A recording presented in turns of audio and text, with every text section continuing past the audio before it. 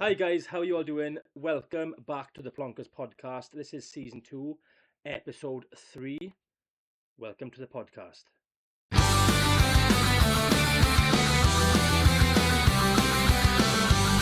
You're watching the Plonkers podcast. Okay guys, so this is a very special episode of the podcast. Today we have got a special guest. He's an absolute legend in the darts world. He's here, he's there, he's everywhere. He's Huw Ware. Huw, how are you doing, my friend? I'm good, thank you. How are you doing? Fantastic. Boys, how are you two? Okay, Even I'm better so now, excited. huh? I'm so Yeah. excited. So, a little bit of context for our regulars. Cam and Gav are like massive darts fans. As you probably know from other episodes, all they ever talk about is darts, and they're planning to play darts together and all sorts of stuff. Me, not so much, but we got a challenge for Huw today. He's going to make me a darts fan by the end of this episode, I reckon. So, yeah, maybe I'll be a big Challenge dart head. accepted. There we go. He seems confident as well. He seems really, really confident of this. So we'll see how this goes now. Happy days. So, Gav's looking really excited to ask you something here. I think he's been talking about you for weeks, honestly. And you, Gav? Honestly, fire away. I don't know There we whether I go. can answer everything, but fire away. I've done so many things. Oh my! Oh wow. You'll never read my handwriting anyway. But yeah, who are your sort of close friends within the PDC? Can you or can't you say? Yeah. I'm friends with a lot of people from the darts. Really, I mean, one of my best friends would be one of the markers, Andrew Davis, Welshman, lives down Carmarthenshire way. And so what happens is, because I don't drive, I've never had a lesson. I never wanted to drive. Really, never had the inclination to. But of course, we travel everywhere for the darts. So what happens is that I will get myself to the M4. He drives up from Carmarthen, picks me up, and then we go off to wherever we're going, Wigan, Leicester, or an airport, or wherever it is that we're going. So you can imagine the conversations and so getting to know each other and all that sort of thing. So I would count Andrew Davis certainly as one of my best friends. But I'm very fortunate that I get on with a lot of people, and so that's good. Well, yeah, that's Not class. Not that I'm jealous of you or whatever. Like I love the darts so much. Honestly, I'm a massive darts fan. When did you start? When did you get into darts? Come on, let's turn this into the Tops and Tails podcast, shall we? I'm There we going to go. take over. Yeah, When did you get into darts? I got into darts playing for a pub in Lacca. Right. Probably about 2 or 3 years ago, and I've only played darts really 2 or 3 years. So Was that just after Luke Littler, or just before it? it was just before. Okay. I think I didn't Yeah. hear of Luke Littler while I was playing darts, but obviously now, like, if you don't hear of Luke Littler, there's something wrong in it. But I played. My average is probably about 26. But Fair play. That's with two yeah, darts as well, is it? Is it a 1 dart average or a 3 dart average? 3 darts, yeah, it's probably 26. I use Three amber darts. jacks. You hit a 20, Love. then Well, a you're 6, gonna and then the start other one hits the somewhere. ball. Yeah, the other end of the wall. I've got all the setup in my garage. I'll send you a picture after the podcast of my It's setup. actually really impressive. It's his very, setup, very man. good. I It's was very good. quite Nice. shocked. Yeah, honestly. It is amazing what people do with their like sheds or their whatever it is that they hang their dartboards up. Some of the designs that they have and stuff are just like amazing. Yeah. It's such a we're talking about sort of trying to convert you into a darts fan by the end of this episode. It's such an easy thing to get into, guys, don't you think? Yeah, 100%. Yeah. It's very yeah. easy viewing, very easy watching. I mean that's when I got into darts. Not to preempt one of the questions at all, but like when I got into darts, I watched Phil Taylor versus Dennis Priestley in the World Match Play in 2005. And looking back on that game, that's still one of the top 10 games I think I've ever seen. And you just read as like one great big advert as to how good darts can be. If you can watch like a really good game of darts, I think you'll be hooked for life after that. That's Yeah, probably what happened to you 100%. guys as well. I'm imagining you probably saw a match and thought, wow, Yeah. this is great. I've seen a couple of games actually. Like, I'm not a huge, like I said. So when I say I'm not a huge fan, I don't like. Oh yeah, the darts on tonight. I gotta put everything else aside to what, you know what I mean. I'm not one of them kind of people. But when I have watched darts, I've really enjoyed it. It's just for me, it's always been a case of I need to watch it more. And like, do you know one of the big things for me was actually like Sky Sports. A lot of the darts is on. Yeah, I used to be. I don't know if it still is or what, but it was so expensive, and I couldn't justify like at the time getting Sky Sports to like watch like one sport because like I'm a rugby boy. All the rugby I needed to watch at the time was mainly on like BBC and ITV and things, so I didn't need Sky Sports. But like I don't know, it's one of them. Like every time I see videos on TikTok all the time of darts, right? Like somehow it's in the algorithm for me. I think it's probably because of these two talking about darts so much. But now every like third or fourth scroll is something to do with darts, and 9 times out of 10 is showing like a big moment from a game. I think you're in most of them, Hugh, to be fair. Um, and like the atmosphere for me is what I would really enjoy about it. Yeah. I think the crowds are Yeah, nuts in I think darts. I was just going to say the atmosphere. It comes through really strongly on your television. It's like, oh wow, I love Oh to be yeah, 100%. part of that. Yeah. When Michael Smith and Michael Van Gerwen had that nine dart leg My in the world favorite. final, that crowd.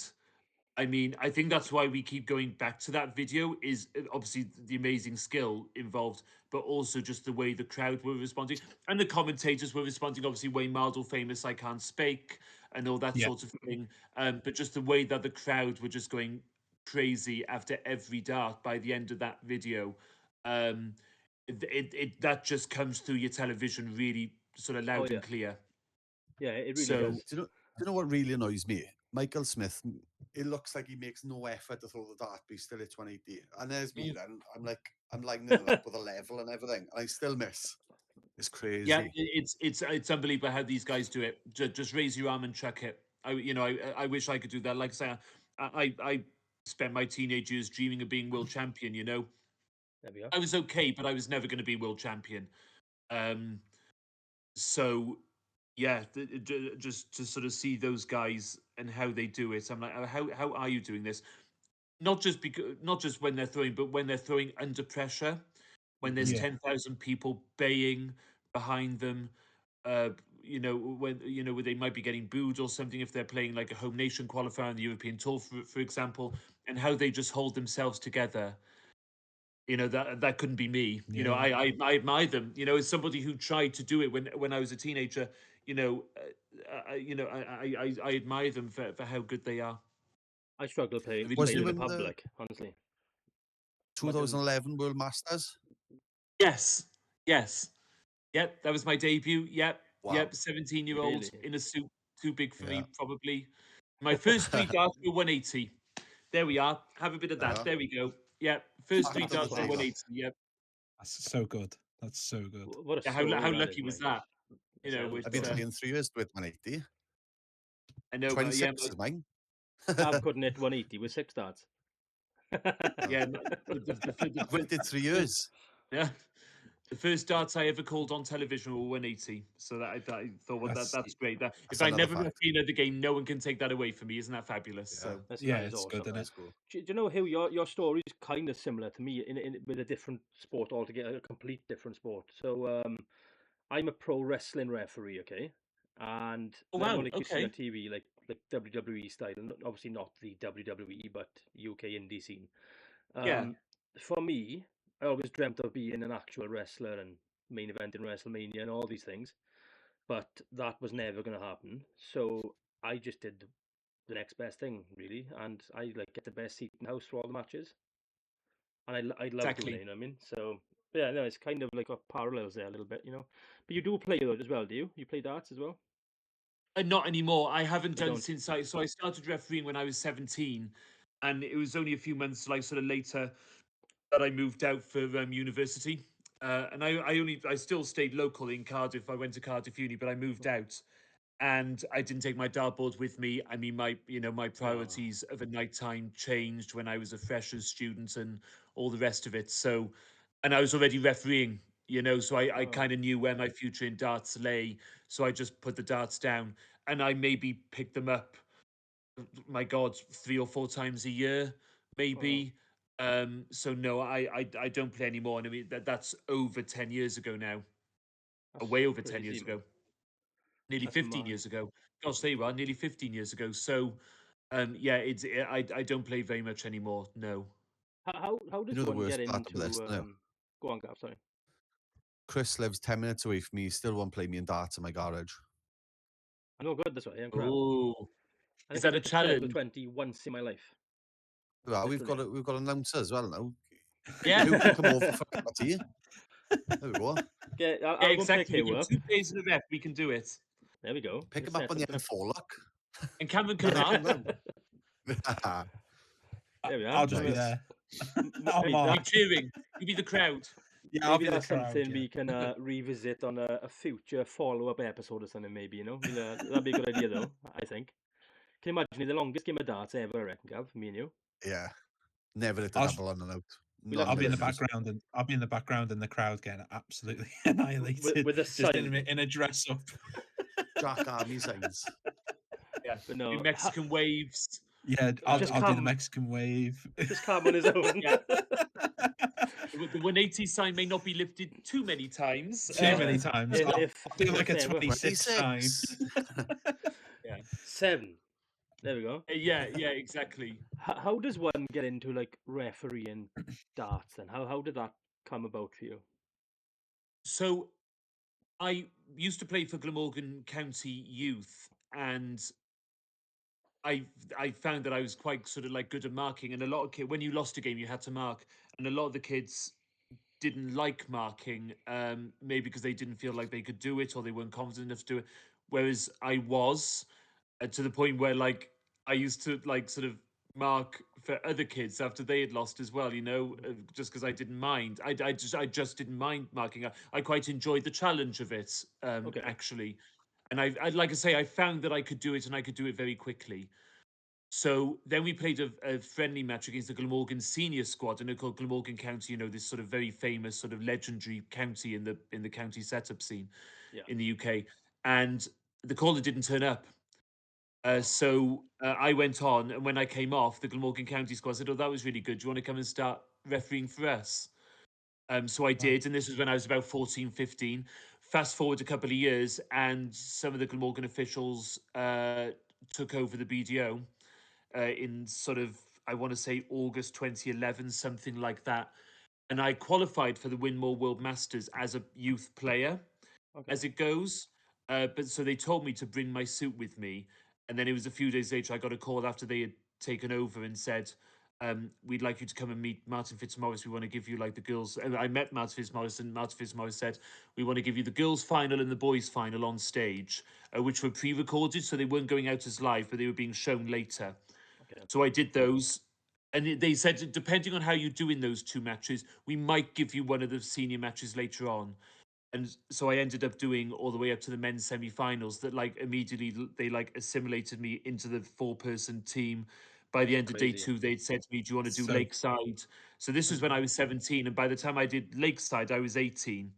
So I kind of went like wow. sort of from there to there with no sort of messing about really, and it was all very Yeah. quick.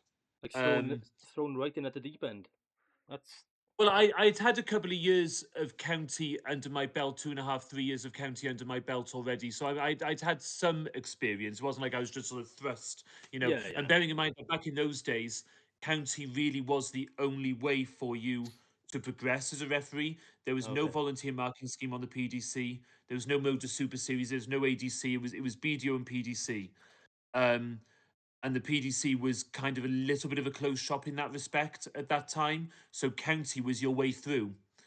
Um, Okay. so like I say, it was the only sort of way for me, and so I'd had 2 or 3 years of that already. But yeah, there I was, 17 years old, And I mean, Wow. to be fair to Martin Fitzmaurice and to Sue Williams and to Wayne Williams, I'm so thankful to all 3 of them, because they did change my life. How Yeah. easy would it have been?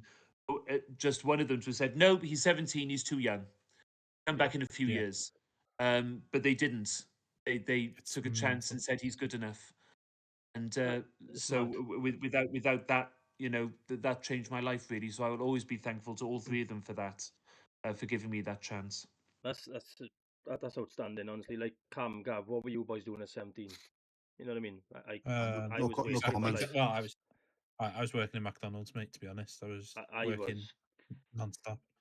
Yeah, Well, that's a hell of a story. this is it. I mean, bearing in mind, I mean, I wasn't professional though, guys. All the years that I worked in the BDO, because I started then sort of traveling their circuit around the UK, not so much Europe, but around the UK, all the likes of the British Open and Welsh Open and England Open and England Classic and British Classic and the events we held up in Hull and Rotherham and places like this. Um, it was essentially voluntary. We Okay. weren't paid a wage for what we did. None of us officials were. We used to get a bit of sponsorship money for when we did Lakeside. That was when Jackpot Joy sponsored us and a Dutch company called Finder. So we used to get a bit of money from those for doing the World Championships, but we never got a wage. We were all essentially voluntary. It wasn't until it was 2021, just after COVID, that I could say that darts was my 100% full time living. So it took me 10 Oh, years from starting as a television referee to get to that stage where it was actually my full time living. that's mad, man. You like automatically assume, don't you? Like if like a referee or anyone is kind of official, bang, instantly they're getting paid for that job. You don't. I would have never have thought that you weren't getting paid initially. Yeah, no, That's No, me neither. The crazy. BDO didn't really sort of have that money at that time. Really, Mad. we were all of us who used to sort of were as floor marshals, as anyone who sort of had that job at Lakeside. Essentially, we were voluntary. Wow. Pretty much. You know, it was all for the love of the game. It was all Yeah, for Yeah, the yeah. love of darts. absolutely. What we were doing it for, really. Yeah. But look at it now, though. I, I Now you're obviously doing it professionally, making a wage from it. It's like a dream job, isn't it? Really, it's an absolute dream job. Oh yeah, Mad. yes, it is. If you like, yes, you know, I'm very lucky. There's no question about that. Awesome.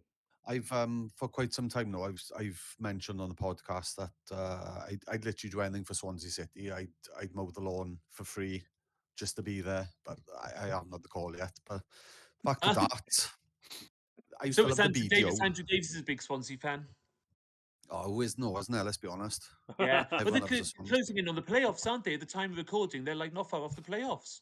Come I on. tell you what, they were kind of nowhere. Like around Christmas time, Yeah, they were kind of like sort of drifting, and they weren't anywhere. Because was talking to Andrew about it at the World Championships, and they'd lost a game, and the first thing he said was, "Oh, I'll be glad when this season's over." But yeah, now I all was of a worried it sudden, again. yeah, all of a sudden it's gone. Yeah, it's great. You know the way he was, the Cardiff are top, and Swansea were drifting towards the bottom of the league. Yeah. They'd come up and we'd go down, and Oh, that that's a would have no been, go for yeah. us. Yeah, Yeah, that would but have been a nightmare for you guys, wouldn't it? Yeah, no, it's no, I don't think that's going to happen now. They look like they're going to sort of, well, if they can get into the playoffs, I mean, that would be a. What if they did go up? Huge. Can you imagine? oh, Ooh, don't. I know, no, You know, don't. Anyway, it's only I've February. Long I've way got to go. I've had 3 children. My wife, okay. Wembley, when we beat Red in a playoff final 4-2, is the best day of my whole entire existence in life. Wow. Wow. Yeah. Being drunk outside the Liberty at 8:30 in the morning on the way up, Oh watching wow. them win. Oh, What a honestly, day, like, isn't Yeah, it? I I'm What a think day. Andrew went to that. starting to cry. Yeah, I think Andrew went. I think he went to that. We had that crazy period, didn't we, around the turn of the 2010s, where a Welsh team was at Wembley every year. Yeah, Cardiff were in the FA Cup, League Cup, well, obviously with Swansea and Cardiff, yeah. playoffs. Every Yeah. season we had a Welsh club at Wembley at the end of the season. We went through a real sort of crazy few years, didn't we? The boom. We call it the Yeah. boom. No, Call it the what? it's like Sorry. the boom. Oh, is that what they call it? No, I said we'll call it the boom. We'll call it the boom, the Welsh football boom. Oh yeah, There we yeah, go. it was, wasn't it? Yeah. Well, Wrexham now. I mean, I tell you what, if you'd said 10 years ago, or Yeah. even 5 years ago, 5 years later, Wrexham would be above Swansea, above Cardiff. You would say not possible, Yeah, yeah, not literally. possible. Yeah. I can't believe the rise of Wrexham, honestly. I, And I they was got just saying Chelsea to the next boys now. now that I bought me and my daughter got tickets to Tuesday and Snoop Dogg's down the Liberty, so hopefully I'll bump into him. He'll give the podcast a little shout out. You never know. Yeah, Bring him absolutely. on. Does he want? Who wants to buy Swansea? Say it again, Is it sorry. Snoop Dogg? Who Yeah, wants yeah, to Yeah, buy? yeah. Snoop Dogg. Snoop Dogg, yeah. He's So he bought wants to Swansea. buy Swansea. He's majority owner with Luka Modric and what's the lady's name? Don't know. Totally Oh gone. right. Get a clue. Oh, I'm not. We'll call it But Snoop Dogg, Swansea. she's Right, so if it's Swansea v Wrexham, it's going to be Snoop Dogg versus Ryan Reynolds and Rob Rob Mac- Rob- McElhenney That's Yeah. the one, yeah. What don't forget story? Luka What? Modric. And And Luka Modric. and Modric, yeah. Modric and Luka Modric. Well, look, do you know Luka Modric? Don't you think he strikes me as somebody who's always going to be good at football? Like you could Oh, stick him in Swansea's midfield right now, and he'd Oh, do a he'd still job. play. Do you know what I Oh, mean? yeah. it's I Hell, Well I hell of played a think that, player. he's got a 1-year contract with AC Milan at the moment, I think, and I think he'll leave AC Milan and play for Swansea next season. That's Do you what reckon? I'm hoping. Yeah, 100%. Him in the midfield, Snoop Dogg up top, I reckon. Oh, Well, yeah. Snoop Dogg wouldn't know where to score. He'd pick up the football thinking, oh, this is how we play it. Yeah, yeah. I'll put it out there. I'll play for Swansea for free, but I got a pair of togs in the garage. No problem. I'll do it There we for free. are. If they're ever in dire straits, they can give you a Please. shout. Please. 42-year-old striker. There we go. that's No. I'm fantastic. 43. Right, I'm going to leave Gav and Cam because I know they've both got like loads of questions written down. I've just been chirping in here with things that I haven't prepared because No, I've it's been fine. It's like bit of I'm Bobby. I'm happy listening at the moment. It's all very fascinating. It really is. Yeah, it actually is, mind. It really is. Gav, you've got your A4. Go Here we on, go now. Gavella. Have you been to Chippy 501 is my first question. No, I haven't. No? No, I've still not been yet. Yeah, I know. I would really love to. I actually, we had the idea of recording Gerwin's episode in the chip shop, in the chippy, Nice. Yeah. but it didn't happen. But yeah, no, I'd love to go. Yep. I Where know he is used to it? play for Neath Rugby Club, and I'm originally from Neath, so it's extra special for me. But I'll be honest, my favourite player is Johnny Clayton. But I see he's all over go social on, Cam. media. Johnny Clayton. I see him Johnny everywhere. Clayton's such a nice guy. What a He- gentleman, like, and He's he's a Welsh. He Pontevedra is. boy, isn't he? Is he Pontevedra he's from? Yes, he is. Yeah. That's down the road from me. So, Mad. so somebody asked me actually about Johnny Clayton and Gerwin Price. Who's with Talk Sport back in the World Championships because it was Harry Durham from Talk Sports, and he was saying to me that he's never met Johnny Clayton, funny enough. And so I just sort of gave my answers as to what he's like. He's just the most genuine, authentic person, but he makes you feel good. Yeah. You always feel better for having spent time with Johnny. It's a rare trait. It's a wonderful trait That's to the have, I think. it's And the yeah, no, he's Carmarthenshire. just a great guy. We're all like that down in Carmarthenshire, pal. You should come down here. Come live down here. I would. Yeah, I'll come down. Oh, there's a beautiful part of Wales down there. It really is. It really is. You know, it's the trick Chris, trick come is on. in our country is getting the sun out, isn't it? Yes. Yeah. If we can get the sun out, then you're in business. But that's what the problem is half the I- time. I But when the sun's out, yeah, it's fab. I went camping and there's a place called Llansaint. I don't know if you've heard of it. It's not a million miles away from Pontevedra. It's just Yeah. the other side of Kidwelly. So I went camping there last summer and it was absolutely beautiful. All there was a field and a toilet block. But wow, what a place! On top of a hill with a massive view of like the Gower and everything and the sea. It was amazing, honestly. Yeah. Beautiful Yeah. spot. Couldn't recommend I it will be anymore. honest.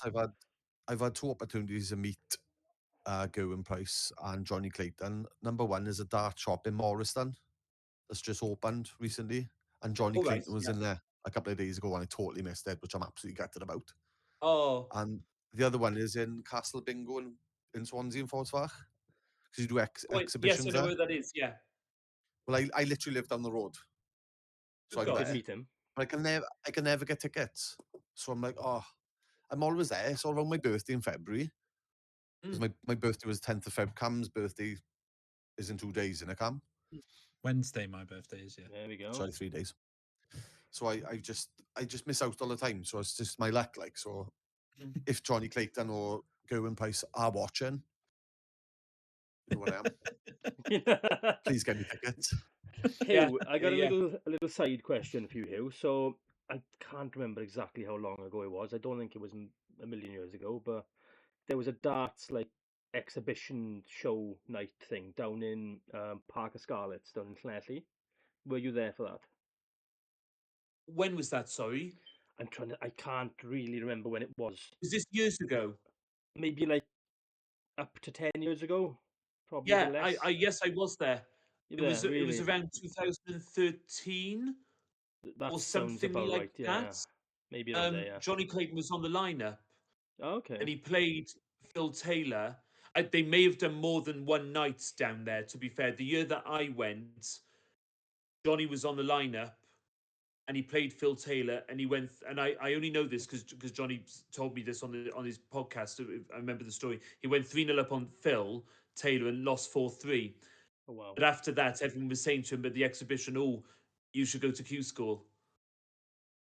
And so he Okay. did, and then he got his tour cards, and then he went on from there. Um, that was the part. That was I remember that. Yeah, that was the Park of Scarlet because I knew Johnny. I was aware of Johnny. He'd been playing for Wales, and he was playing for the counties. I'd seen him at Welsh Opens and things. Yeah. And he sort of meddled a little bit in the BDO circuit, but not too much. I think used to go down to the odd Chelsea and things. But that was pretty much about it. So I knew him, and then he plays Phil, and I went backstage afterwards, and I had a quick chat with him, and he was saying, "Yeah, everyone's telling me to go to Q School now and things," Wow. and Phil was saying the same thing backstage. You know, he's a good player, that lad. You know, we should go and give Q School a go, That's and awesome, that's mate. Johnny Clayton. You know, That's mad. so yeah, amazing story. I didn't So I miss manage to Fantastic Johnny job. go. Clayton and Phil Taylor. Huh? Great. Sorry. Yeah. I missed Johnny Clayton again, and I've missed Phil Taylor. You missed them all, Fantastic. have you? Oh, great. You missed them all. I was going to go to that night, that event, right? But I can't remember. Something came up that I couldn't go. I had tickets and everything. But I'm gutted because one of my biggest heroes was actually there. I don't know why he was there because he's not a darts player, I don't think. Ricky Tomlinson. Oh, is he?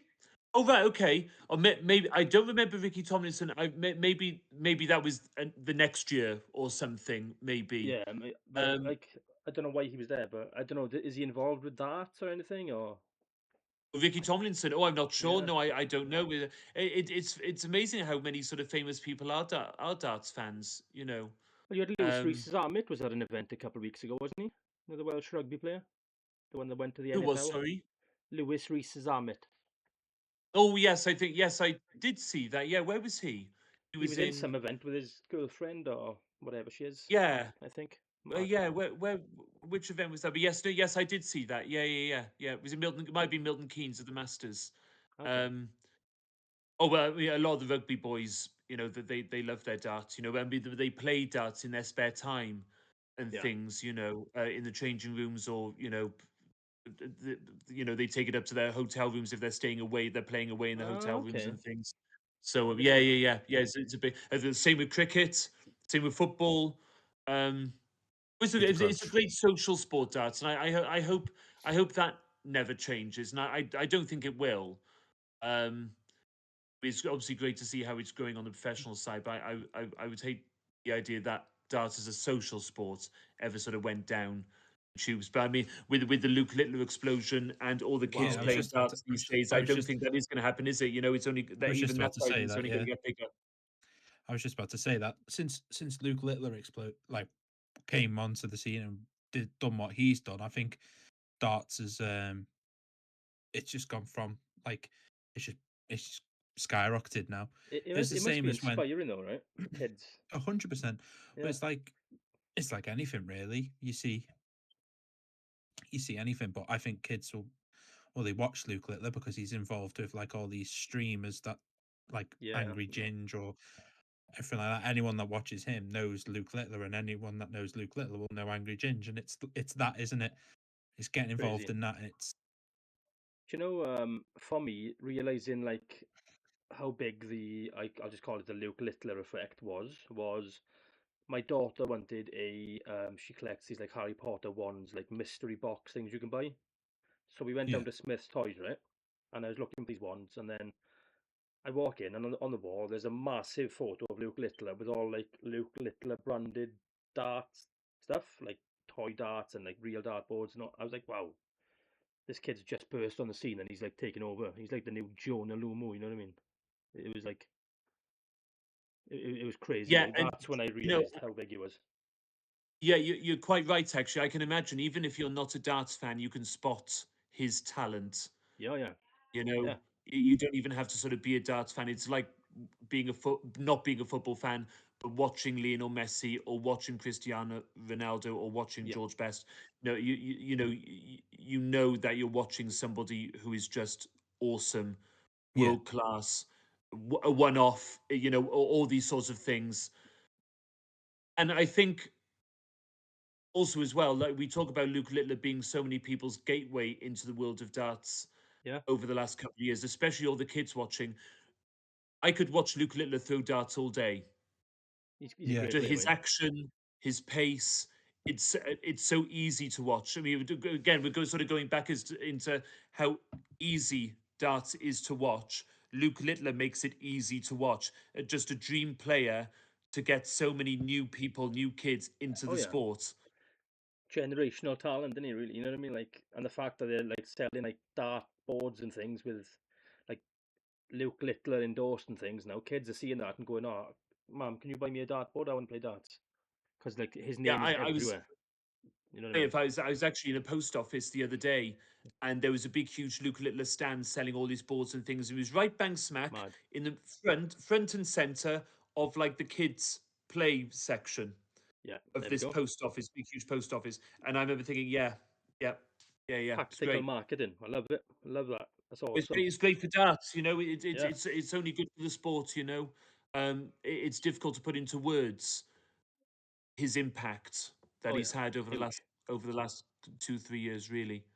Great. I know What's he like as a I know. person then? Sorry, Cam. Go on.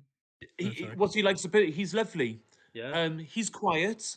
He keeps himself to himself. When you go up and talk to him, he's lovely. Really, Um, that's good. I think for an 18-year-old, if I may say this, for an 18-year-old that has had not just this country's attention on him since he was 16, but the world's attention on him, Yeah. I think the way he's handled it is really to be admired. He could be a heck of a lot worse. Oh yeah. He Oh could yeah, be a heck of a lot worse, but he's not. Um, and I think the most impressive thing to me about him when he's up there is because I've refereed him in matches, or I've watched him in matches where he's been playing really well, Yeah. but he's been losing, and things just aren't working out for him. It's not going well, and he could very easily sort of buckle underneath that pressure. You know, he's 18 years old, and he knows full well that if he loses this game, it's going to be front page news. You yeah. Yeah. Yeah. know, Yeah. um, That's the thing of it, isn't it?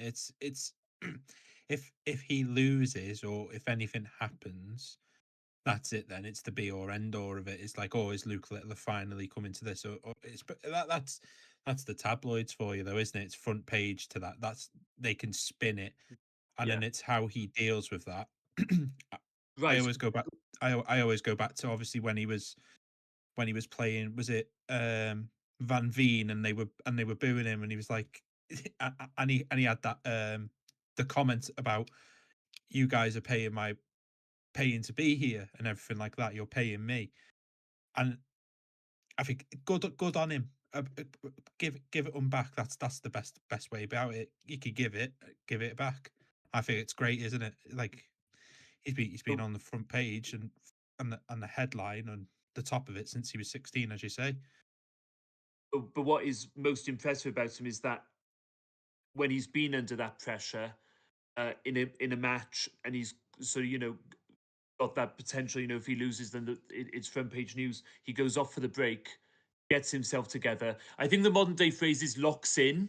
Yeah. Yeah, that's the He locks in, and he comes back and wins. And I think that's something you've either got or you don't. yeah, And he's got that. And I think that maturity for his age is what stands out to me as his most impressive um, uh, trait. Attribute. yeah. Yeah, attribute. Thank you. Um, um, 3 years of English language didn't do me any harm. Don't worry about that. Yeah, that's his most impressive attribute. Notwithstanding his ability, obviously, which is just obviously off the scale. You Yeah. need to have the right temperament and the mentality to harness that ability, and he has got that. There is no question about that. Oh yeah. It's as if he like you say, it's as if he can be he can go one down or two down and like it'll get to a break and then he comes back and it's a completely different person and it's just bang bang bang and you just Yeah. don't if that was me I just wouldn't know what to do I like wouldn't come back out, mate. every single dart he just seems to get my don't get me wrong, I'm not the most I think Gav watches the darts more than what I do. Obviously, my granddad, as I've said on previous podcasts, is a massive darts fan, and he'll watch it religiously. He had it on it. I went and seen him about 2 hours ago, and he had it on his iPad just after the football, watching Luke Littler, and he was saying how it's as if he just turns like as a flick of a switch, and it's just bang bang, and then that's it. The game's gone. Then the game's done. There's no Turns it catching on. him. Yeah. It's but It's a unique I'd love to ability, see mate. what I'd love to see how like him and Phil Taylor. That would be imagine Phil Taylor in his prime against Luke Littler. That would poof, what a match that would have been. Yeah, this is it. We've been robbed. We've been robbed. It's We have. yeah, Dream match. Yeah. Oh, that's a what a hell of a match that would have been. Phil Taylor versus Luke Littler. because I think that they would both push each other in that game. Yeah, 100%. If they started off with 110 averages, they push each other to 111 average, 112 average. I think that's the awesome Yeah, aspect of that kind of game is that they just push each other on. Yeah. It'd be a hell of a it's game, like honestly. it's like Luke Littler and Luke Humphreys. Them two, they complement each other in terms of how well they play. Like obviously obviously being there a lot more than and seeing it is that they're just it's not it's like Liverpool versus Man United sort of thing is how I'd say it. It's a rivalry and but it's a respectful rivalry and just watching them two go at it is fantastic because you don't know how it's going to go, you don't know what player is going to turn up, you don't know who's but watching them when they're both on form it is fantastic. It's a lot of players are the same. Like when Rob Cross is on when Gary Anderson, Michael Smith, or Michael Van Gerwen are on top form, it's great to watch. We can't just say Luke Littler all the time, but at the moment, Luke is right up there, isn't he? He's number one for a reason, isn't he? But Yeah, that's it, isn't it? we could exactly that. I can see Gav's itching to ask more. Look at Gav, look. He's waiting. I know he's waiting. I just Huw, he's love got talking so about many darts, boys. questions. I could stay here all night. Yeah. I love darts. I do have one question, Oh, Huw. here we go. Okay. What's your best darts memory? Oh, what a good question. My best memory. Yeah, it would have to be the second half of the World Final between Michael Van Gerwen and Luke Littler. Funny enough, I actually can't remember much about it. There's only been like a handful of matches that have all been like a bit of a blur to me. My Yeah. television debut, the Winmore World Masters, when I was 17.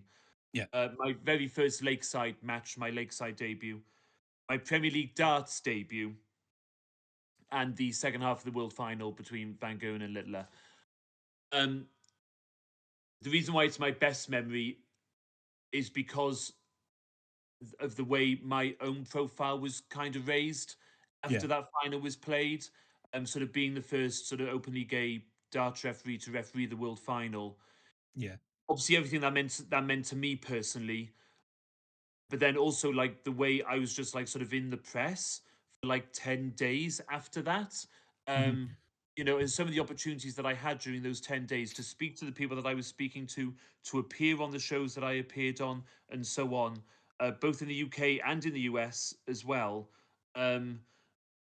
It was I knew that it was only going to be a moment in time. This wasn't going Yeah. to be like the rest of my life. This story only had a certain amount of legs, and then it was going to go. But notwithstanding that, it was 10 days that I was very honored to have the opportunity to have in my life. Yeah. So 100%. that would be my favorite darts memory. Yeah, for sure. That's awesome. I love Yeah. things like this. Honestly, Yeah, I stories like love it. this It's is what so I love more than anything. It's class. Absolutely class. I've Yeah, got but from the age of 17, go from on. the age of 17 till now, everyone still knows who you are, which is accredit yourself, really, I think. Yeah, absolutely. Yeah. Because I absolutely love you. I love Oh, darts. I'm so oh, sorry. thank you. Thank you very much. No, it's funny enough, it's only really sort of like been over the last. It's funny darts really because I mean for and it's still this way now, but especially for like a number of years. I could go away to darts, even like after I joined the PDC and things. I could go away to darts, and I might be recognised by the fans that are in the arena and all the rest of it. And then I come home, and no one would have a clue who I was. No Really? one knew Wow. me. I mean that's still relatively true today. It's maybe picked up a little bit. I have started being recognised more outside of darts. That's only happened in the last, well, actually, just this year. And I imagine maybe the podcast has probably had maybe a little bit to do with that. Now that I post those clips on TikTok, which tend to get very good numbers. The numbers we get on YouTube tend to be sort of they're good. They're decent numbers. So maybe through the podcast actually might be why people have started recognizing me more now when I'm outside of darts, but it's not very often. It's maybe a bit more than what it used to be. It's still not often. Like, I can walk down the street, I can go into town, I can go out, I can go to restaurants. I went for dinner with two of my best friends last night, and no one had a clue who I was. So it's not Wow. like I don't. I'm not a famous person, if that makes sense. I think I'm famous in the darts world. Yeah. If I go to a darts event, then that's something different. Then I could very easily get stopped by fans and ask for autographs and ask for pictures and things. But when I step out of that world into the wider, Yeah. normal world, then that's not the case It's good to have that. yet. Don't Yeah, get me don't get me wrong. It's not me, Chris and Gav. We'll never. Well, I don't say it. We'll ever have that, but we're not at that stage. But it's nice to have that disconnect where you can go from obviously in the darts world. I'm not saying any like you're not famous at all, Hugh. In the darts world, you're really big, but you have that disconnect where you can go into the normal world and not be flooded by fans, like say yeah. what the darts players would get and stuff like that. It's nice to have that disconnect where you can go out for a meal and not be, oh, can I have a photo while you're mid dinner, while you're having a dinner or whatever. Yeah, I mean, so some of the players, especially the top players in the world, they do get stopped outside of their Yeah, regular, exactly. outside of darts. I mean, so that they will walk down the street and be recognised and be stopped and things. But I'm just a referee, so I'm Y- not y- I'm not the star of the show up there. I mean, and I think that's the nature of the job as well. Is that as a referee, you're not the stars of the show, the players are, and you're up there giving a service to the players. Even in my podcast, guys, I mean, obviously the nature of my job, I have to be impartial as a referee, Yeah, and I am impartial as a referee. So even like on my podcast, I have to be very careful about what I'm asking 100%. these Yeah, guests that I have on, especially when I have a player on. I have to be very careful, and I have to like sort of censor myself all the time, even like while we're mid record, because I like the idea that in the podcast the conversation can kind of go anywhere, but yeah, I'm forever sort of centering myself in my own head. When I think about what I'm going to say to my guests next, I do just sort of have to be careful, you know. I'm going through that right now because on this our podcast in particular, I'm normally quite what's the word, boys? Not I say a lot of words I shouldn't say. Words that you wouldn't use around your kids. You know what I mean? Like f bombs and such and such. Yeah. I'm not doing it today. No way. I haven't dropped one. I haven't No. dropped one once yet, and I'm doing really No. well. I'm quite Yeah. impressed with myself. Not me. Not Woo! me. I got a bit of The well, a bit of a undiagnosed Tourette's here, I think they got. maybe. Maybe. Hugh, what do you prefer? So, if you could have a life, let's say somebody said to you, right? If I could have a life, if I could have a life, full stop. There we go. No, if you could Pause. go through life not being recognized at all, or being recognized everywhere you go, which would you choose? Oh, no, not recognized at all. Okay, Yeah, that not makes recognized sense, at all. man. I don't mind. I say that as if I mind being recognized. I don't mind being recognized. I don't mind having my picture or an autograph or whatever, like that's absolutely no problem to me whatsoever. But just if I was given the choice, I would rather blend in. Yeah. Yeah. Nothing special about me. All this sort of thing. Yeah. It makes sense because I'll tell you, I've got a recent experience where I was a complete fanboy with somebody, and I could tell he was like, "Oh, please, just fuck off, don't speak to me, please go away," kind of thing. But he still made time for me. I don't know if you know the band called Simple Plan. Um, I went to watch them and The Offspring in Cardiff in November. And while I was Right. walking around Cardiff before going to the arena, the lead singer of the band Simple Plan, a guy called Pierre, he was walking towards me, and I was like, I was coming out to the Vans shop in Cardiff, and he was in front of me. I was like, I know this guy from somewhere. And then I was like, oh, Pierre, oh my god, bro! I was like completely like starstruck at this point, right? And Yeah.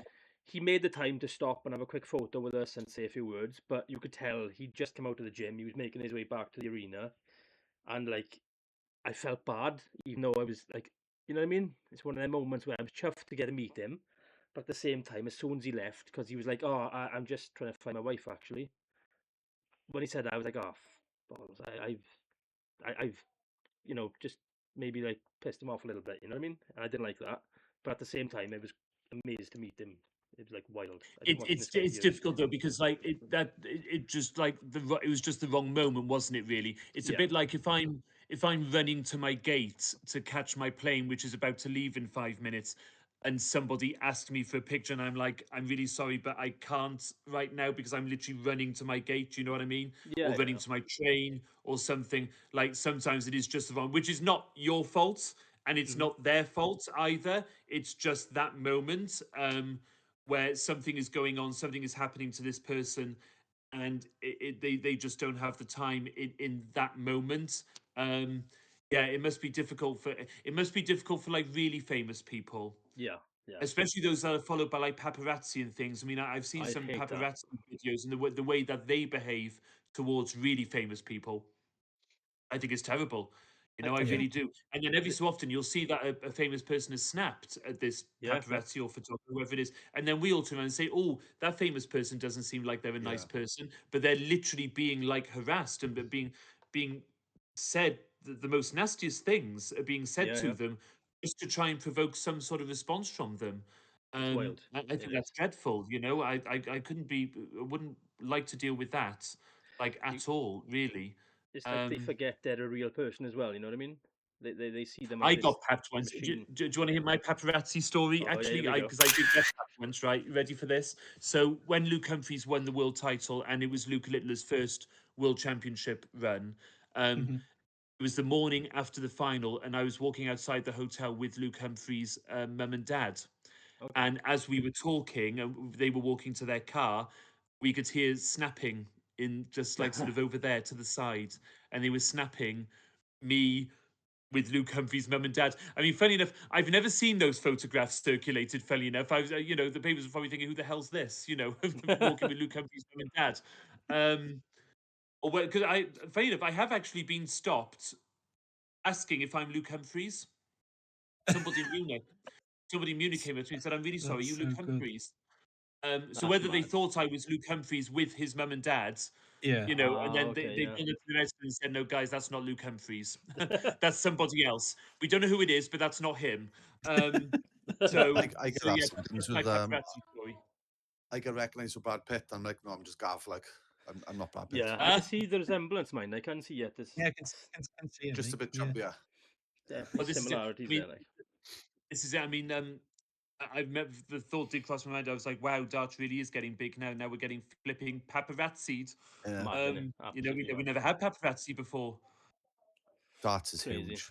It's gone It so is. Yeah. big. It's It's blown yeah, up. it's It's big. crazy. Do you know the longer we've been talking, about darts things, the more I kind of want to go and watch it. It's like I think you're doing I'm your having a job look here, in Hugh. now. Definitely.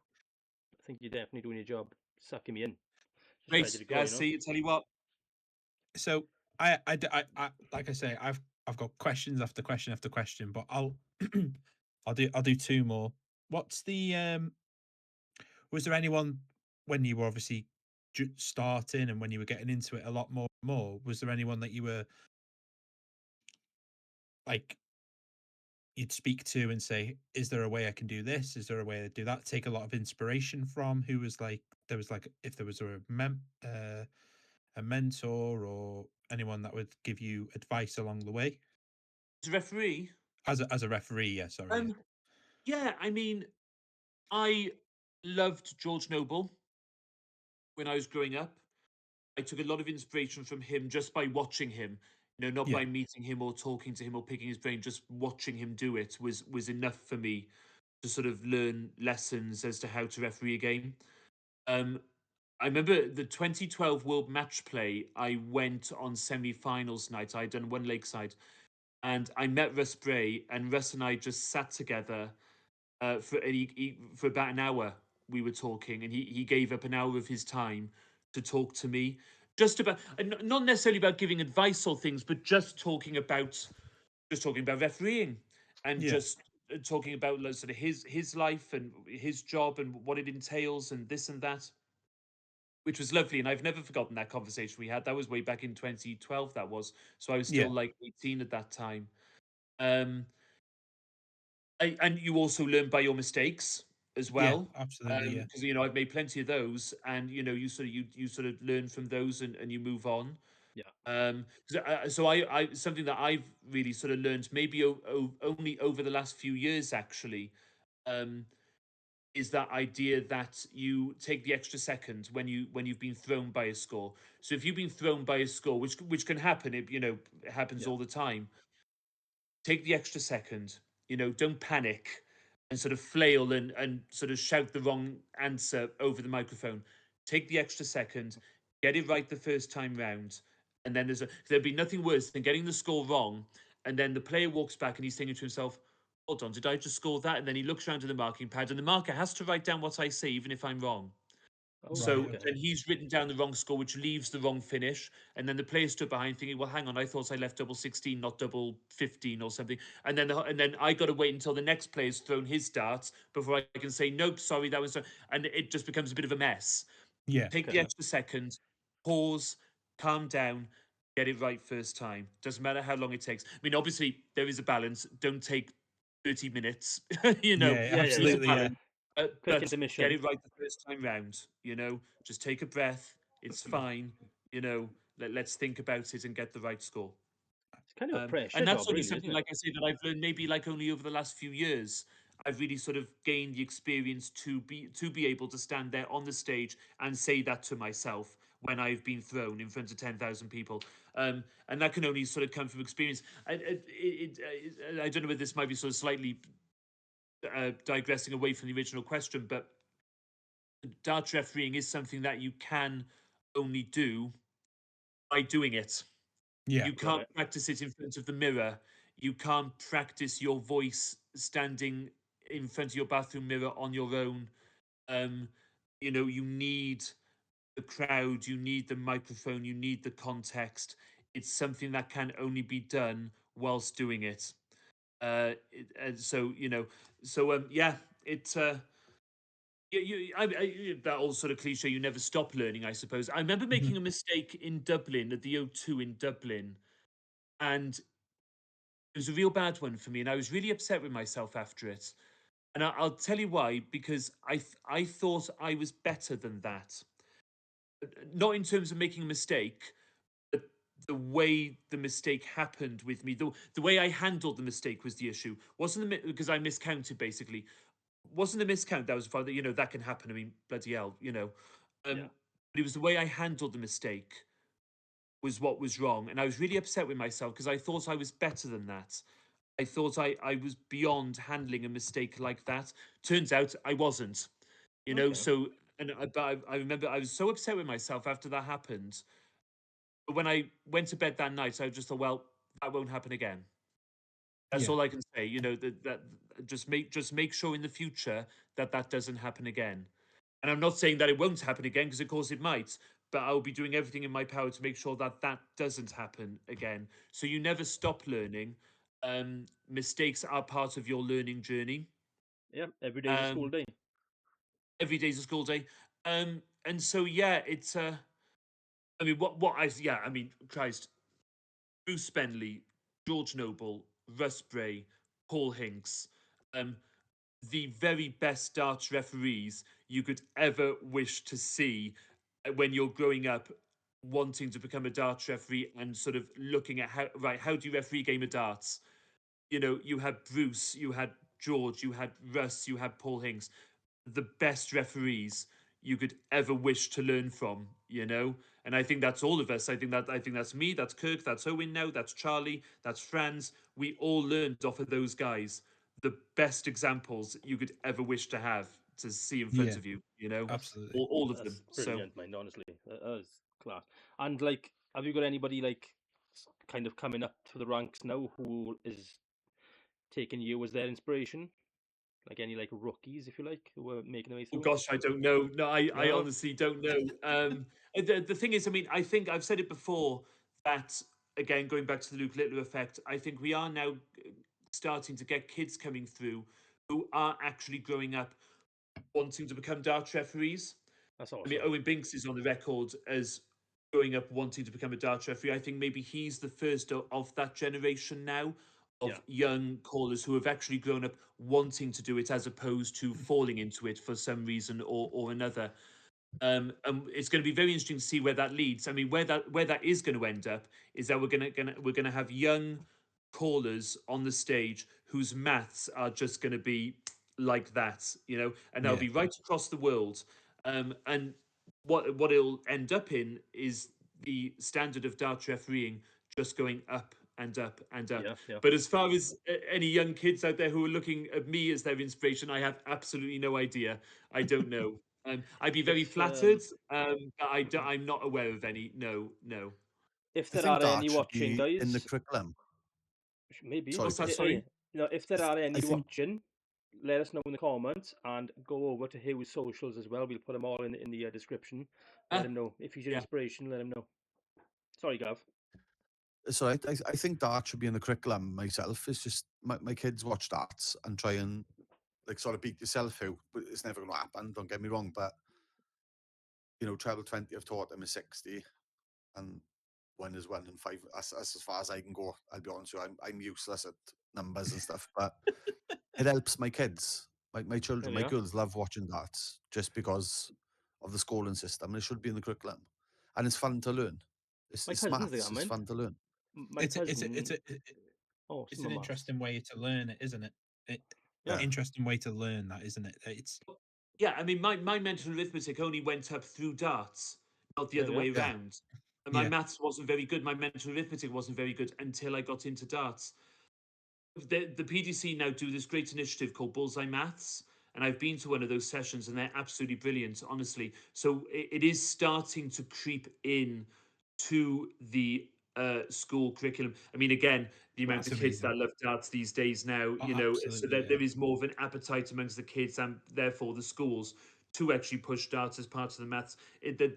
They're slowly sort of coming around now to the idea that darts can be used to improve. I mean, because it's fun. First of Yeah, Yeah. all, it's fun, it's engaging, it's bonding, you know, all that sort of thing, recreational, and you Yeah, learn at the same time. What better exact lesson, what better absolutely. way to learn than by having fun whilst doing yeah, it, you exactly. know? Exactly, because that the main part that you just said, Hugh, is it's fun. It's fun to learn it like that. It be the main word is fun.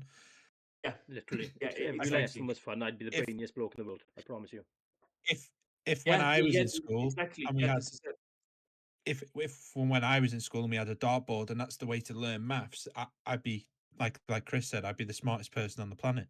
Yeah, legit, but Yeah. legit, uh, uh, but like you say, it's as you say, it's slowly creeping in, which is a good thing. I think that's the way that it should be. 100%. Yeah, those bullseye math sessions are really, really good. Really Oh, good. cool, amazing. And they were all like sort of 8, 9 years old. And funny enough, when I went, the teacher was explaining what they were going to be doing and all the rest of it. Has anyone got any questions? First hand goes up, and they were all like 8, 9 years old. Have you met Luke Littler? Oh, Second question: is it true Luke Littler has won everything in darts? And I just thought that was just interesting, you know, that it was Luke Littler, Luke Littler, Luke Littler. You know, yeah, it was it's fascinating.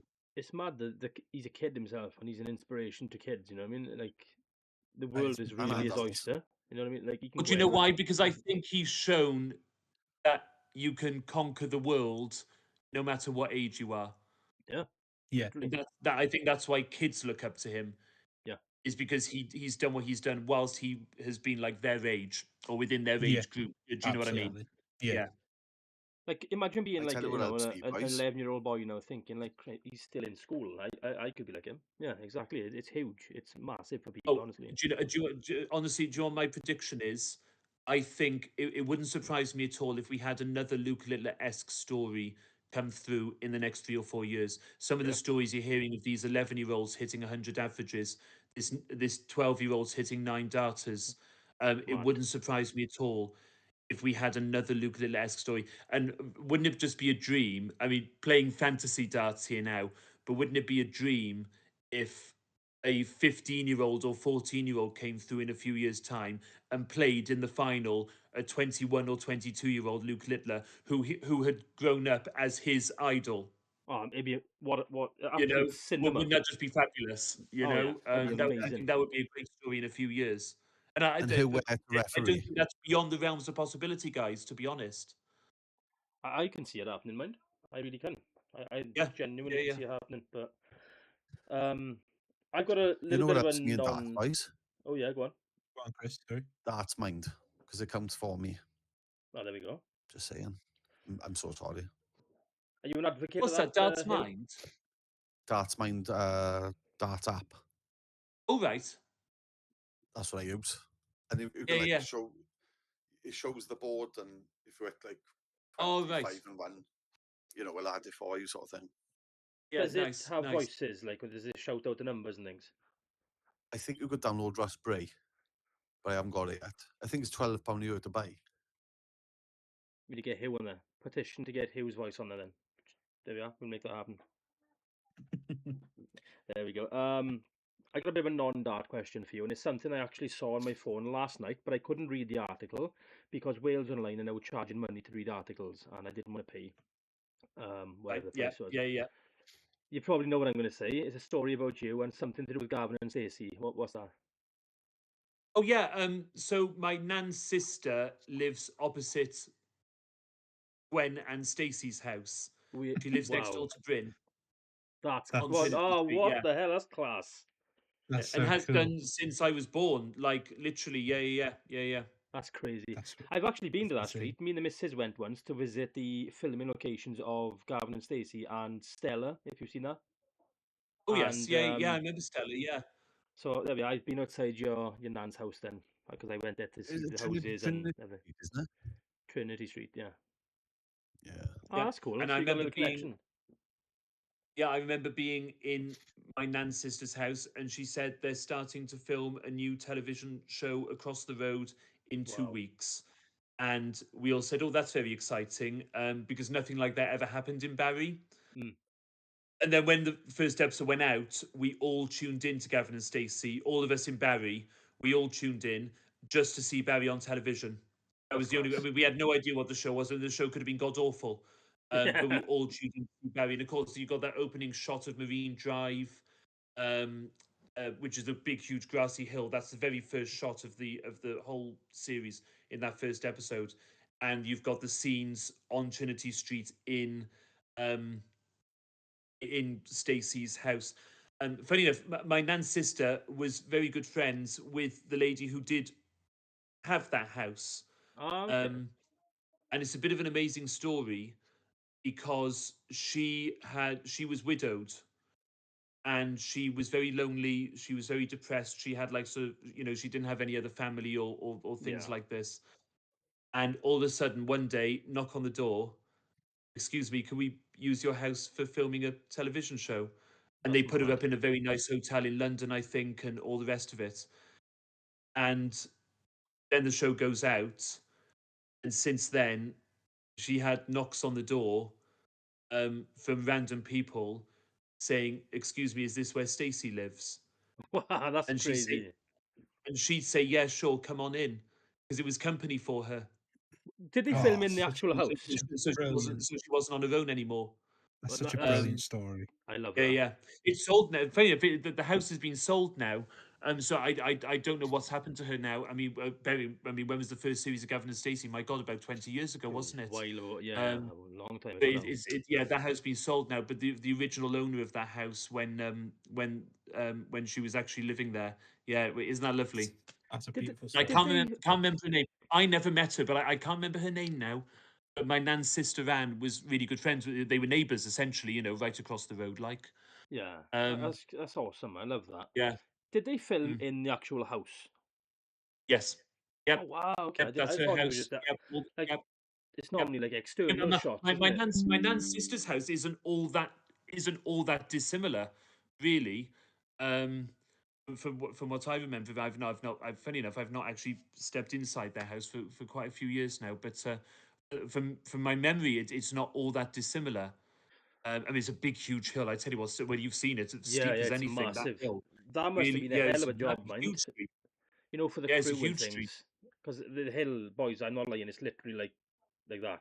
Almost. It's Yeah, Yeah. wild. yeah, yeah. You I don't want to roll down that. parked my car facing upwards. When we were done, like taking photos and things, it's like shit. I got to hill start this now. I got to get off this hill. And I only had like Yeah. a 1 litre car at the time, and it just struggled. It was a hard time, you know what I mean? But what a beautiful place, though, Barry Island. Honestly, really, really nice place. Or Barry, sorry, not the island. It's just one spot, isn't it? But yeah, lovely up there, boys. Honestly, but that's cool. I like that. I like a little claim to fame of Gavin and Stacey. Like I like that. Wow. Right, Safety in my Gav. name in the Oh yeah, no, yeah. it's yeah. I mean, it's so sorry, guys. Yeah, it's hard to put into words what an effect that show has had on Barry as a place Oh yeah. and as an economy. I mean, my mum and dad still live in Barry now. They've lived in the same house since I was born, and every time I go back there, there's like a new restaurant, there's a new shop. I mean, there's a Premier Inn there now, for Christ's sake. I mean, that's actually been there for quite a Really? few years now. There's a Premier Inn there now. That's mad. All the tourism that's come back to Barry, it is, a far cry from when I was growing up there, where it was nice enough, but there wasn't much going on. It was Yeah. post Butlins, it was post the docks. There just wasn't sort of anything going on. That's why we were so excited when the television show came along you know Put it back on the map. and now you go there and like I say, the shops, restaurants, it's almost like there's something new going. There's a Spanish tapas place What the down. hell? It's difficult to describe, but the way they sort of regenerated that sort of waterfront, or the surgery, the new surgeries up there, or all down to that television show. Mad. Absolutely Seriously, crazy. all down to that. It's unbelievable. It really is extraordinary. I love that. What a great story that is. I love that. From the old lady having loads of people coming to her door to Bari just becoming like a tourist hotspot. I think that's class. I wish something Mind like you, it that would was Oh quite yeah. happen funny though, internationally. because well, even like so I personally recognise the shots in Penarth and Dinas Powys Yeah. and Cardiff. I mean, there was one scene, funny enough, I think it was in the second series. So Stacey is stood outside Cardiff Central train station, Yeah. and Gavin picks her up. And I remember thinking, oh, that's a bit strange. Gavin's picking Stacey up, when he lives in Essex Yeah. and she lives in Barry. And as the conversation went on, I figured, that's supposed to be Essex train station, That's right. not Cardiff Central train station. Right, fair enough. Right, I'm with you now. Um, they had that bowling episode. That's down the Hollywood Bowl, which is literally on the verge of being knocked down, actually. Really? To make way for the new indoor arena down the bay that Cardiff's Oh, going to have, that's which is right. going to Yeah, yeah, hold yeah. 15,000 people, have many. So the Premier League darts will be going in there in a few years, that's for sure. Oh yeah, Us Gav. three are gonna come up and watch. Us three are gonna come together and watch that show. Yeah, there you are, love. I tell you 100%. what, so give it a few years and you'll be in the new arena, love. Um, Yes. Let's get that doing. We'll do that, boys. Gav will That's be our there. next night out. Gav, we're gonna be going to the darts. I'll give this is Metro Bingo a 100% miss. true. The Premier League darts Cardiff, so bearing in mind all these big, huge 17 arenas, the biggest indoor arenas in Mhm. UK and Ireland and Europe, Cardiff is the one that sells out the fastest every single year. So Really? that sells us two things, doesn't it? Really, one, the demand for darts in Wales, for the Premier League, Yeah. and also our venue's too small. Where do they Yeah, do that? Very Is it in small. Cardiff? It's one of the smallest venues that we go to. It only holds about 3,000 tops, I Where's would that? say. Um, the Motor Point in Oh Cardiff. yeah, yeah, okay, yeah. I've been there a few times for Um, Oh, boys, gigs. we need Yeah, tickets. yeah, we'll I go. Yeah, think Oh my we god. need a bigger arena, and not just for darts, but like for all the artists that come to yeah, Cardiff. They've started in Blackware Tavern actually now, funny enough, which is like an outdoor venue. So that's great for all those sort of big artists. I mean, they had Stevie Wonder here a Wow, few months ago. imagine I it. was like, oh my god, and he was in Blackware Tavern. Um, but yeah, for the indoor sports, for the darts and things like this, we need a big indoor arena for Cardiff, which can service all the people coming up from Swansea and Carmarthenshire, all the people Yep, coming from the valleys, all the people who might come from Bristol, you know, and Newport and places like this, you know, so all that sort of southwest region. Um, yeah, we need a new indoor arena we in do. Cardiff, big Sorry, time. Cam, you're not allowed to come. yeah. I won't be coming. Cam's from North Wales, so you stay up there, Cam. You're welcome I'll though in stay the up here. arena. Can I I'll go just to say, all the other guys, ones up here, boys. this has to be my favourite podcast, not only because Hugh's on here. We talk about Gavin Stacey and that. It Yeah, doesn't yeah, get any yeah, better. Absolute dream, I'm innit? sorry. Absolute dream. yeah. Gav, before Oh, we wow. send it home, have you got any? I know you've got a sheet full of paper. You've asked like 2 questions all day. So anything else you want to add? Any question? I know you No. itching. Do you class yourself as Welsh or English? Because I know you were born, I think you were born in Portsmouth, wasn't you? I I've was, done yeah, my yeah. research, see? I've done my research. You have, yeah, no, absolutely. That's impressive, Gav. So I'm if you cut me in half, I am literally half English and half Welsh. I'm the definition of half English, half Welsh. So I was born in England, but lived all my life, literally all my life in Wales. My father is English through and through. My mother is Welsh through and through. Well, not actually, Lovely. no, technically not through and through, but she's Welsh. Yeah. Yeah, So I mean, how do I decide? I've decided that I'm Welsh when it's convenient for me, and I'm English when Yeah, when it's yeah, yeah. convenient for me. There we So I go. like your style. whoever wins in the football and the rugby, them, that's fine.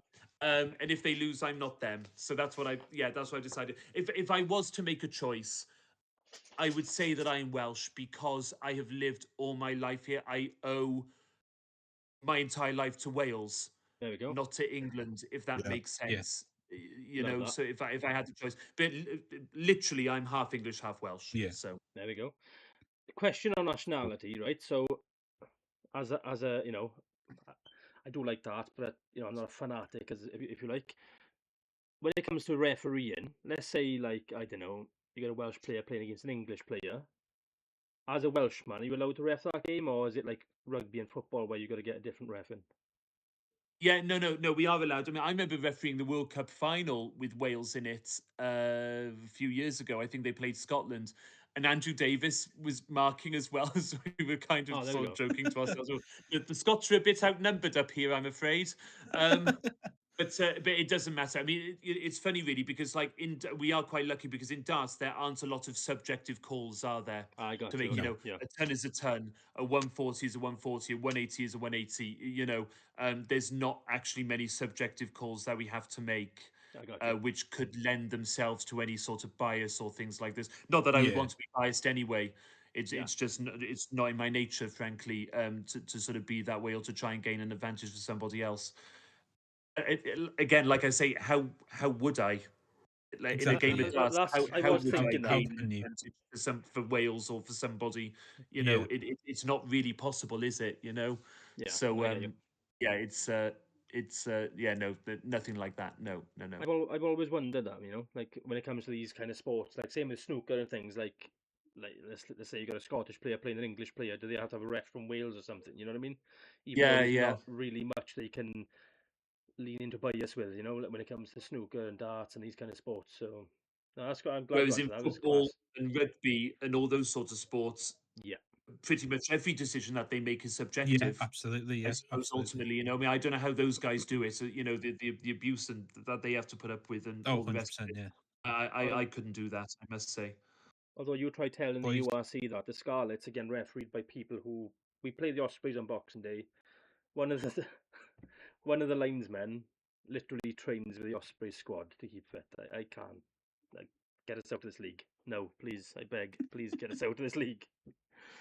But Mm. yeah, It's Boys, I do have a brilliant way of wrapping it up. Obviously, do? we could sit here for I could be here for all night, hours boys. and hours. Honestly, I could. Honestly, I could. Oh, I know. Do you know? I tell you what.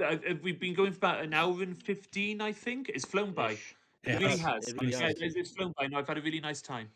So Huw, on the ending of our episodes, we usually give the last couple of times we've done an inspirational quote or quote of the day or quote of the week.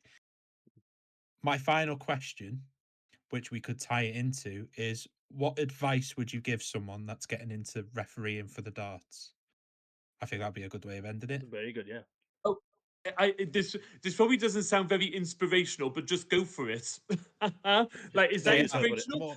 To just say to go for it, because I was saying earlier on, like there are that many more opportunities for darts referees today than what there was when I was a kid growing up. And I started when I was 17. But there's that many more opportunities today. The only real sort of avenue when I was growing up was through county. Yeah. Whereas now you have county, and I would still recommend that. Actually, I would still recommend county as a really good way to go, because it gives you a stage with a microphone. You can cultivate your voice. You can referee fast matches and slow matches and good matches and bad matches. It's a really great training ground for budding callers. So I would still recommend going down the county route. But then on top of that, you have WDF, and you have Motor Super Series, and you have ADC, and you have JDC, and you have the volunteer marking scheme on the PDC with Development Tour, Challenge Tour, and Pro Tour. There are so many different avenues now to get involved. If you want to, then you've got every chance. So if you feel like you can do it, then just go for it. Put Love your that. name out there. I think Put Throw your name out there. yourself into it. I was talking to somebody Absolutely the amazing. other day. I was talking to somebody the other day about it, and just how important it is. And there's nothing wrong with sort of going up to your local county official, the county manager, who will have contacts within the BICC and the WDF side of things, for argument's sake, and saying to them, I would like to be a caller. I want to sort of take my calling quite seriously, and I would like to progress in refereeing. Is there any opportunities that could be given to me? That's awesome. Even if it was to come and do an odd game at the Isle of Man, or the England Open, or the Welsh Open, or the Scottish Open, or things like this. Any sort of experience that you can give, because like a lot of the time, especially in county, I think a lot of county referees are doing it because there's no one else, because they have to. They don't necessarily want to take it any further. Yeah. So that's what's kind of assumed and presumed of you. So if you turn around and said, actually, I want to take this seriously, then the response will be, oh, really? Oh, right. Okay, right. And we go from there. I love that. So, Absolutely love that. Amazing. yeah, just go for it. Yep, that's it. There you go. That's the advice and the inspirational quote for today. Yeah, absolutely. Amazing. Just go for it. Just go In just life. go for it. Out of context, just go for it. There we go. Any Whatever you want to do. prospective dart referees, you know what to do, guys. You've heard it from the There you best. go. So The next tattoo, lads. You can go somewhere by your lot. Yeah. Just go for it. Huw Ware said, just go for it. That's what I There's love. a- There we go. I saw there's a lot of tattoos there already, so I thought I better keep this short, just so keep the room, So yeah. His back is empty, mine, I think. Is it, Gav? There we are. We'll put the whole Yeah, I got podcast that. word for word scripted on Gav's back. There we go. Yeah. Class Podcast. logo. Before we wrap it up, Huw, are you prepared, and are your neighbours okay with you giving us a big 180 or something to sign us off? Because I think that's like the staple of darts, isn't it? 100. You know what I mean? That thing. Yes, I can't wait for this.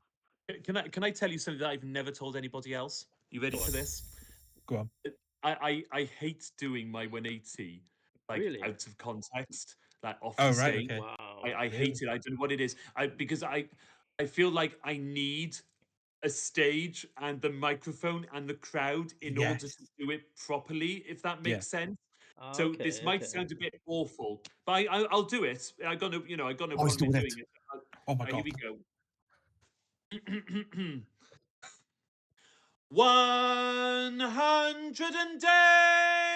180. Yeah, love that. That's class. Yeah. That's It goes so something That's good. like that. awesome. It's something like Yes, that. I'm Anyway. so Oh, happy love with that. that. Oh, that was so It's something cool. like that. Do you My want to hear neighbour's going, oh Gav's? God, he's off again. Would you No. like to hear Gav's impression? I want to hear I never got that Gav's. sort. Gav will give you his that? if What you do I want. sound? I sound like a motorbike that doesn't want to work. No. You're Ga- 180. Is it like Go on, Gav.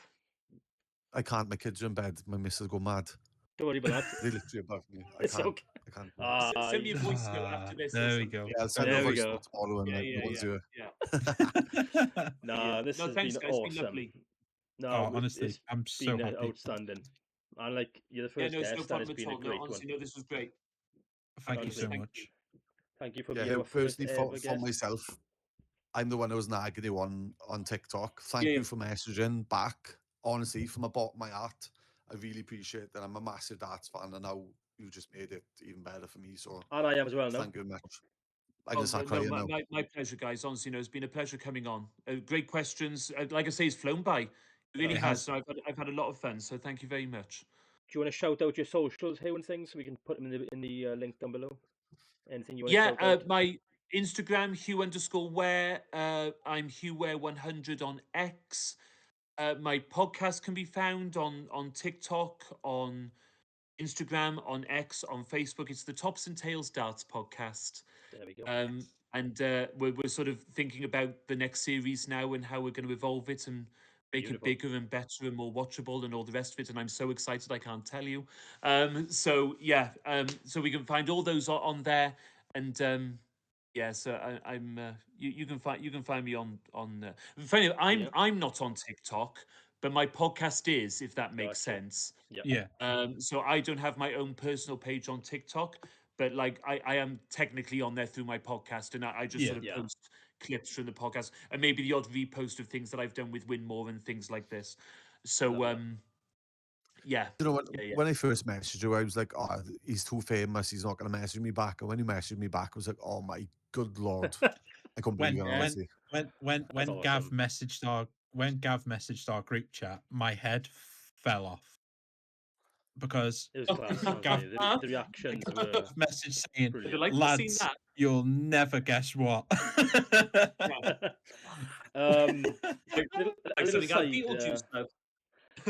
a little side note here. If you're ever looking as a referee to speak to a referee from another sport, I'm more than happy to jump on with you as Yeah, well. yeah, Something definitely. No, different, that'd be you know. great, actually. Yeah, yeah, yeah. Yeah, I'm sure there's some comparisons somewhere. Like you count to 180, I count to 3. Free. Yeah, yeah. There's still I more mean, than I can come to. I'll ask you before we finish, just very quickly. I'll just ask you now very quickly because I was going to ask you earlier on when you mentioned that you were Yeah. wrestling referee. How do you communicate with With the are they players with with the wrestlers? the You know, wrestlers, how do you communicate with the wrestlers very whilst discreetly. the game is on, or do you? Very, You know, very discreetly. So it depends the show you work in. If you work in like a show where they take things pretty professionally and they're not like a just a job, a community of wrestlers. 9 times out of 10, the ref will have a earpiece, which is linked and it could run away right? on your back onto your belt or whatever. Backstage, they'll be telling you like, okay, you're coming close to time. Get them to send you home. They got 2 minutes left of their match because it's all a timing thing in wrestling, right? So at that point, I'll make it look like I'm screaming at the bad guy in the corner of the ring, but what I'm actually telling him is, you've got 2 minutes left in your match. Wrap it up, send it home. The boss wants you to. But I'm making it look like I'm telling him to stop being a cheat. You know what I mean, or whatever. So Nice.